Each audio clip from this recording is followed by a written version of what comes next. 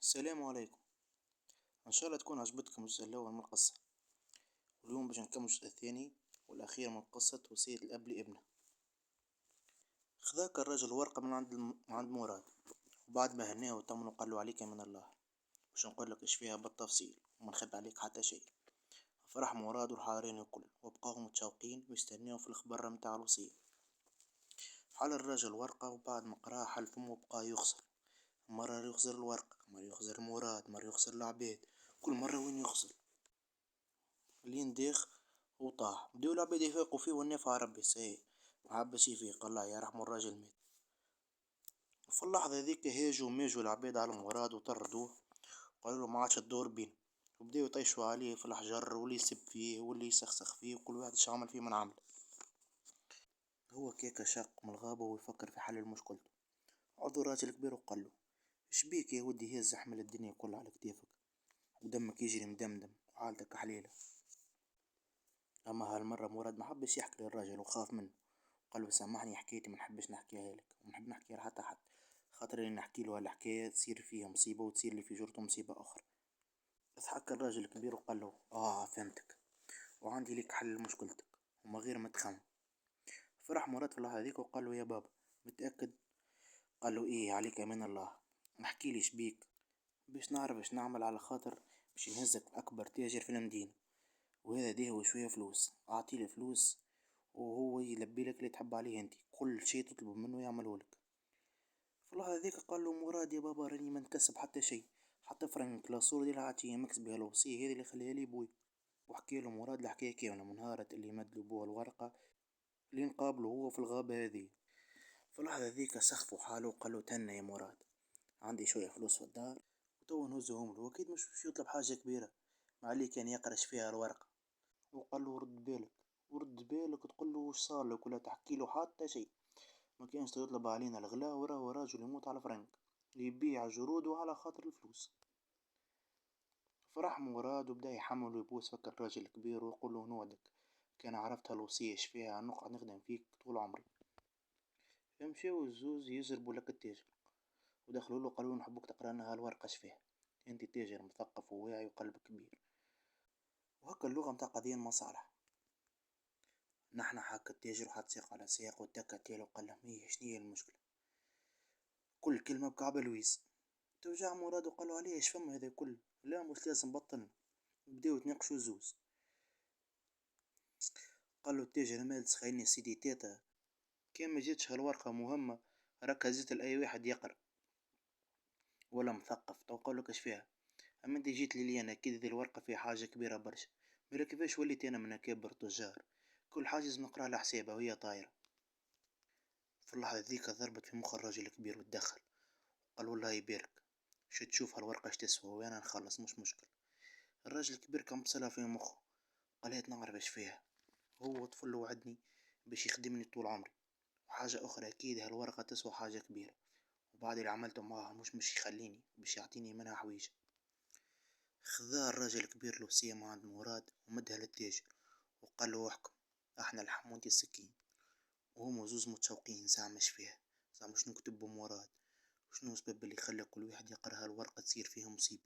مراد بينه وبين روحه يقول ظهر لي هالمرة سلكتها باش نعرف اش فيها، ما في كل حكاية يحكيوها ناس قبل يقولوا الحل ديما عند الراجل الكبير، وين هو طلع لي راجل كبير في وسط الغابة زعما هو الحل، زعما الخرار متاع قبل صحاح. مراد هو كيكا سيرح ويخمم وفجع وهك التاجر شنو هذا قال مش عملت في الدين انتي انا باش يصير فيه هك. توجع مراد توجع الراجل الكبير وقت التاجر وجهه صفار وخضار وحمار. مد الورقة لمراد ومد له 4 كعبات الديامونت من الطراز العالي زيادة، قال له شد خوذهم ونحبك البر هذا ما عادش تدور بيه جملة. وخزر لك الراجل الكبير وقال له ابد عليه لا تصير لك مصيبة في جرته، هذا في جرده كان المشاكل. في اللحظة ذيك تفجع الراجل الكبير وقال له برا وليدي سمعنا لبعضنا علم الخير، أنا يا وليدي اللي عليه عملته، وهاك ريت الشي على عينك أقوى مني وأقوى منك وأقوى من التاجر. برا ربي معاك وربي حولها في وجهك وإن شاء الله تلقى شكون يقرأ لك الوصية هذي.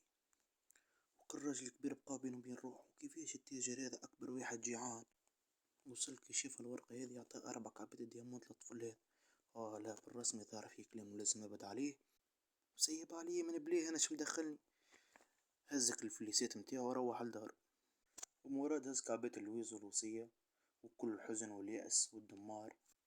مسكين محب يعرف اش فيها الوصية هذي. هو كاكا ماشي يسمع في بريح ينادي: قافلة فلين راهي خارجة بعد شوية حضروا رواحكم، قافلة فلين راهي خارجة بعد شوية حضروا رواحكم. في اللحظة ذيك مراد جاتو الفكرة وقالوا بين نروح هكا هو نمشي مع القافلة هذية ونشوف نلقاش حل في بلاد أخرى. شدوا ثنية جماعة الكل معها مراد، وهو يخاوم زعما شوف شكون يقراليش فيها. بعد يقول بينا بين روح لا سايب عليها اللي تردوني من القافلة ويضربوني ويصير لك كيما صار لي قبل. لا يزي مانيش باش نحكي لحتى حد. هيت نوصل هما وين مش يوصلوا، وتوا نرى حل حياتي وحل الوصية هذه. هو يخمم لين وصلت القافلة الميناء وبداو اللي يعبي فيه السلعة واللي يهبط فيه السلعة وكل واحد ليه في نوار. كان مراد مش عارف مش يعمل. لين جاته فكرة انه يشري فلوكة ويشق البحر ويمشي لبلاد واحدة اخرى يبعد على العباد الكل، بلاد ما يعرف فيها حتى حد بلغة اخرى يقراولوش فيها الورقة هذه. شرا فلوكة كل ما لازمه للسفر في البحر وشد اثنين. هو قاعد على طرف الفلوكة وشاف شقف صغير فيه 4 رجال.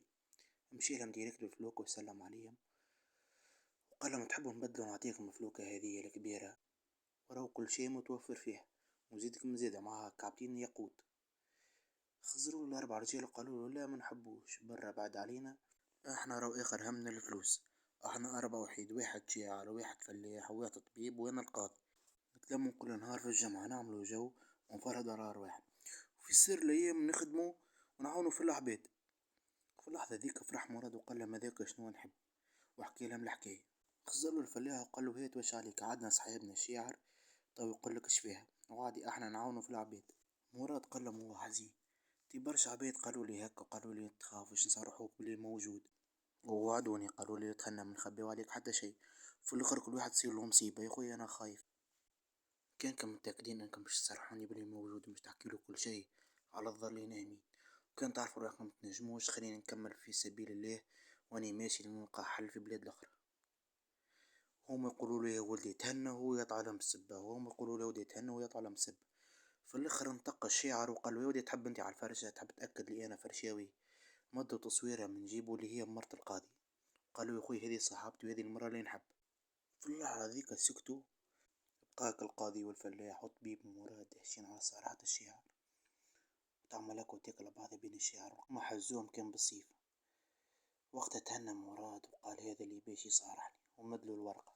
طفل من الشعر ويحلف الوصية ومتشوق يحب يعرف اش فيها. وقع القاضي يخطف لوحة ويهبط بيها على راس الشاعر وطاح في الماء والورقة هزها الريح. وانا نكون وصلنا لنهاية حلقة اليوم. ان شاء الله تكون عجبتكم القصة وبالله من غير سبان ويكتبوا في الكومنتات زعما اش فيها الورقة.